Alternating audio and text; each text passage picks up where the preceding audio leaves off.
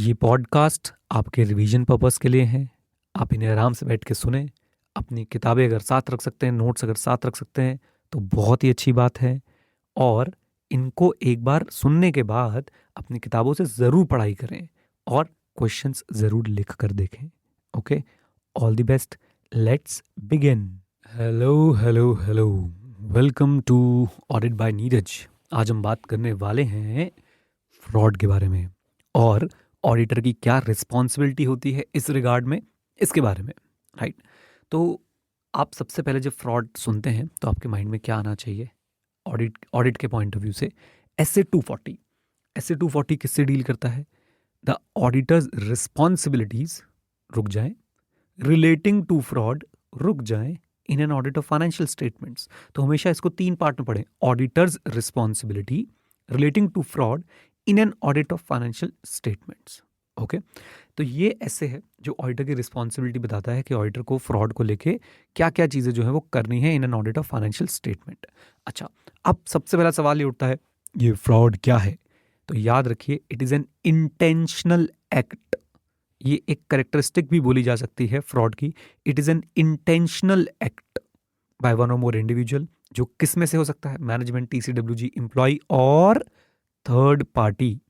Okay, involving the use of deception, ये इसका दूसरा कीवर्ड है।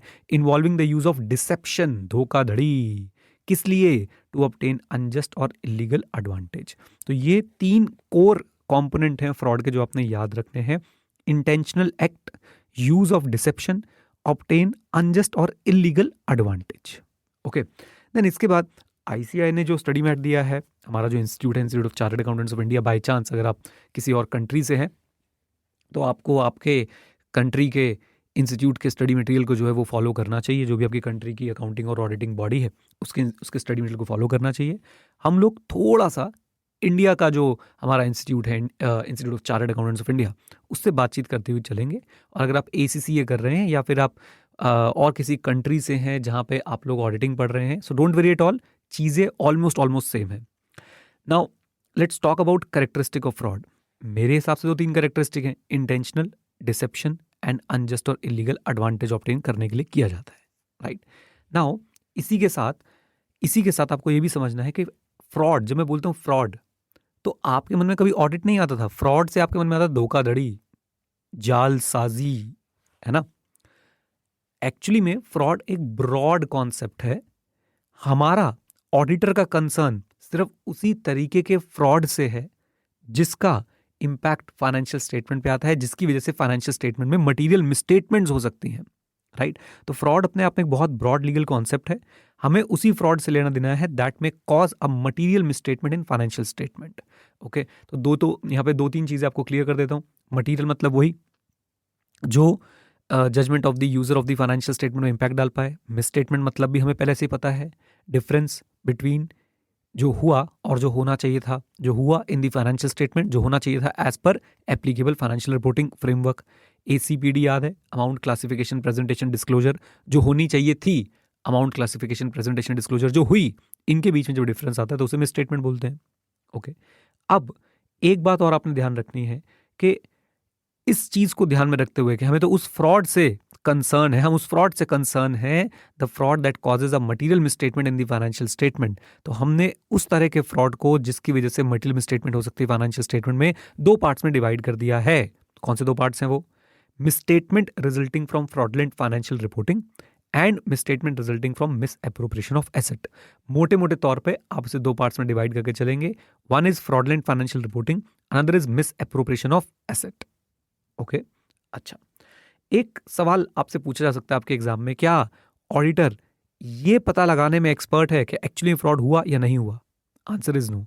ऑडिटर में सस्पेक्ट और in rare cases identify the occurrence.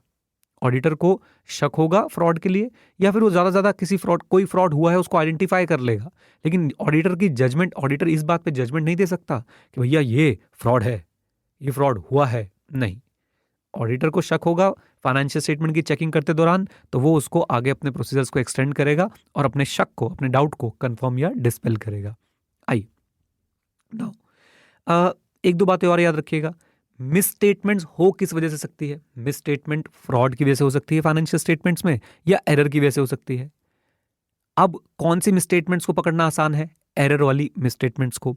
Fraud वाली मिसस्टेटमेंट्स को पकड़ना आसान क्यों नहीं है? क्योंकि फ्रॉड इंटेंशनल है, with an intention to deceive है, राइट, और साथ साथ में केयरफुली ऑर्गेनाइज्ड स्कीम है, डिजाइंड टू कंसील है, राइट। सो इंटेंशनल है, इंटेंशन टू डिसीव है, केयरफुली ऑर्गेनाइज स्कीम है, डिजाइन टू कंसील है, सोफिस्टिकेटेड मेथड्स यूज किए गए होंगे इसके लिए, ओके।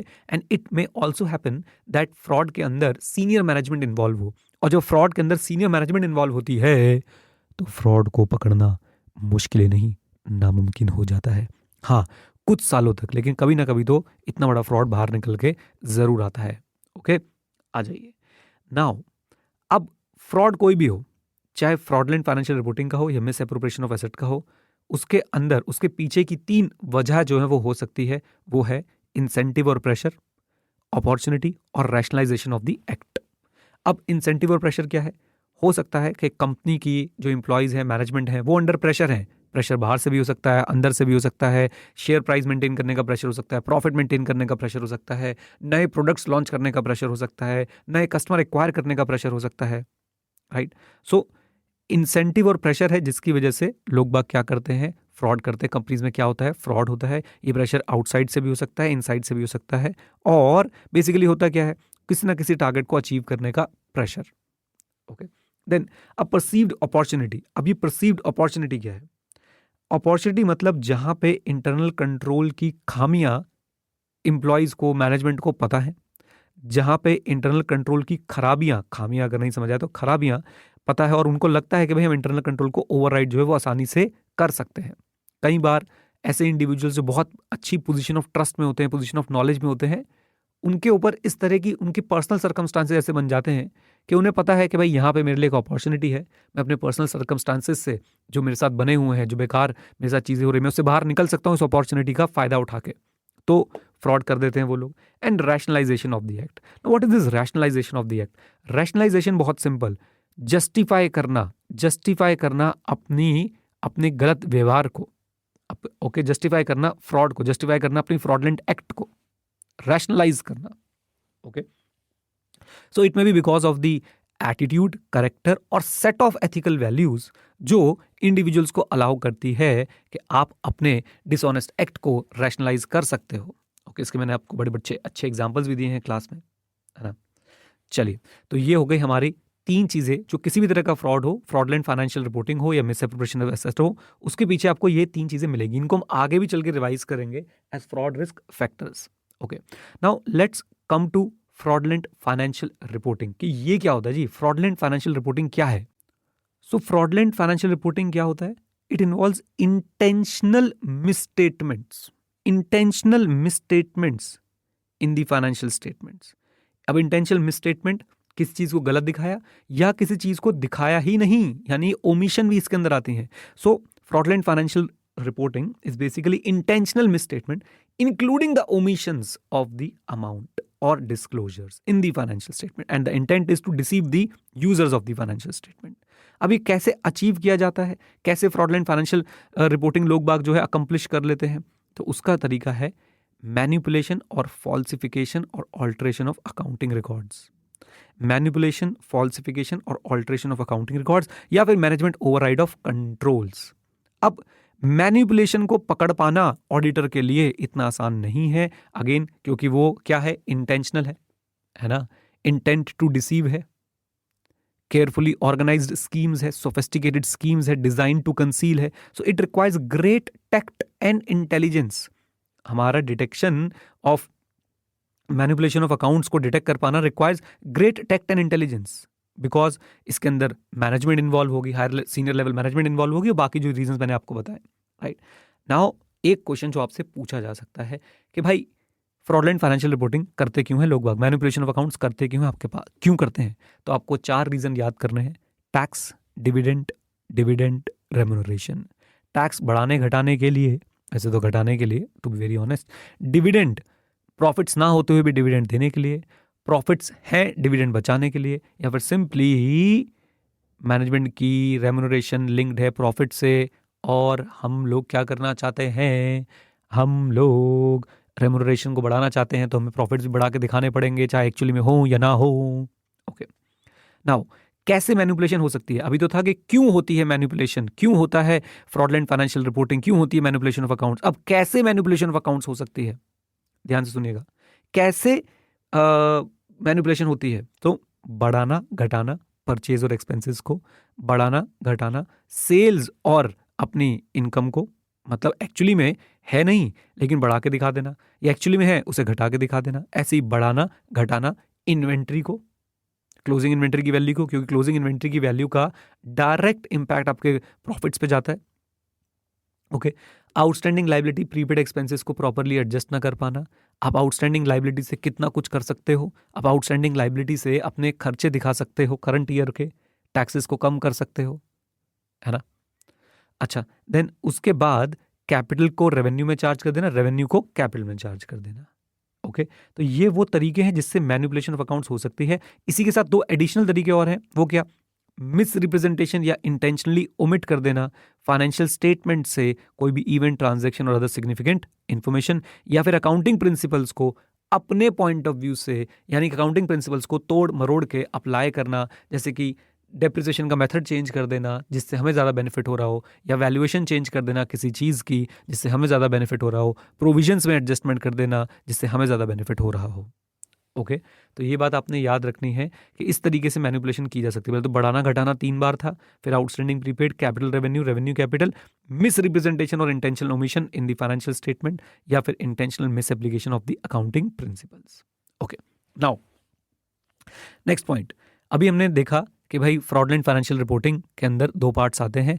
पहला पार्ट होता है आपका मैनिपुलेशन ऑफ अकाउंट्स, और दूसरा पार्ट होता है मैनेजमेंट ओवरराइड ऑफ कंट्रोल। तो मैनेजमेंट ओवरराइड ऑफ कंट्रोल जरा हम लोग पढ़ने वाले हैं।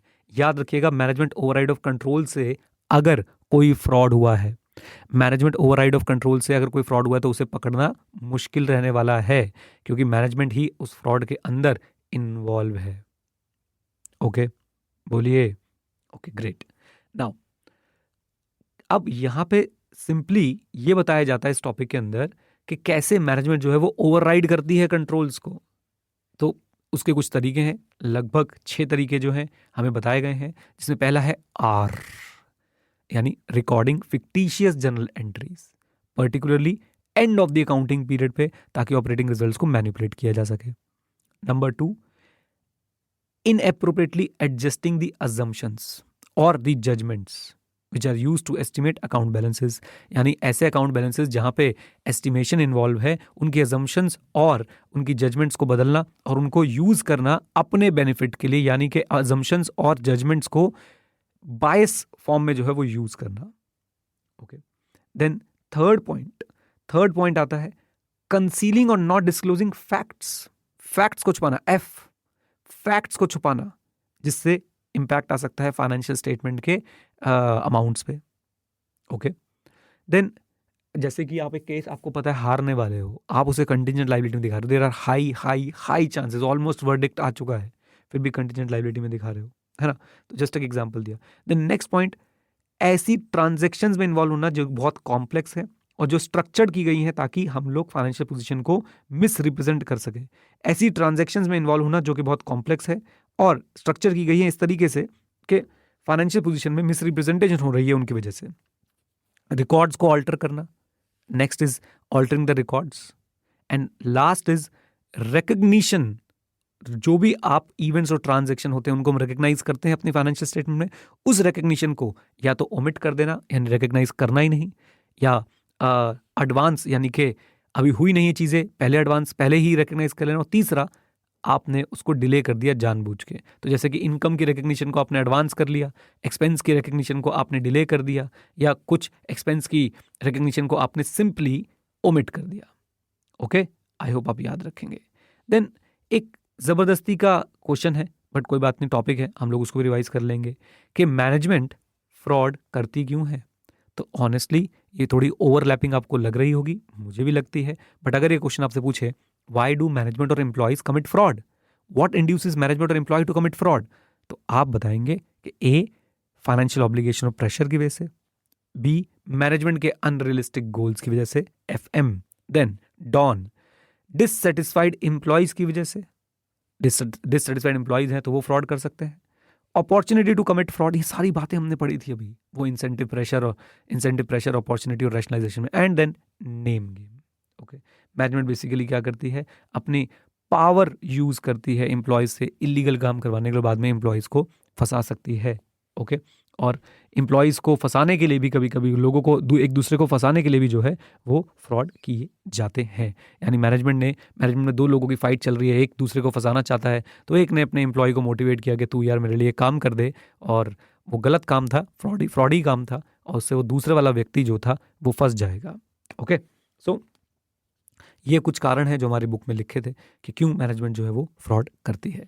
चलिए इसका सेकंड पार्ट भी जल्दी लाएंगे। बहुत बेसिक मैं आप लोगों के साथ काम करता हूँ, आप इन पॉडकास्ट को आराम से बैठ के सुन सकते हैं, और अगर साथ में बुक पकड़ लेंगे तो बहुत ही बढ़िया हो जाएगा। नहीं पकड़ पा रहे तो आप सिर्फ इसी को सुन लें अगर बैठ के शांति से, तो भी आप अच्छे खासी रिवीजन जो है वो कर सकते हैं। All the best, God bless you.